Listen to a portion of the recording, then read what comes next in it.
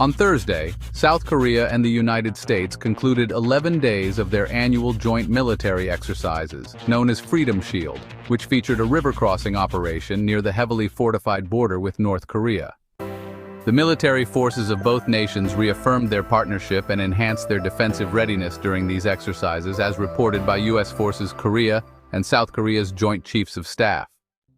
The river crossing operation took place in Yeoncheon, an area adjacent to the demilitarized zone between the two Koreas, and involved approximately 600 personnel, along with 100 armored vehicles and aircraft, according to South Korea's Defense Ministry.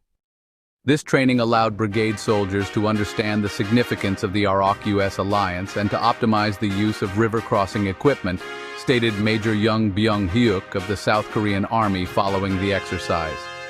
ROK stands for the Republic of Korea, which is the official designation for South Korea.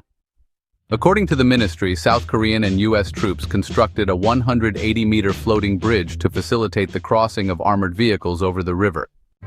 Regardless of the political climate, the soldiers in these units, both from the U.S. and ROK, are prepared to stand together in support of the U.S.-ROK alliance, remarked Lieutenant Colonel Brent Kinney of the U.S. Army, when asked about the current political situation in South Korea.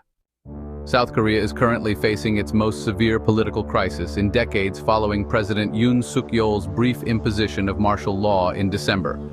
The Constitutional Court is expected to make a ruling soon on whether to uphold his impeachment by Parliament. North Korea has consistently called for an end to the joint U.S.-South Korea exercises, labeling them as a precursor to invasion.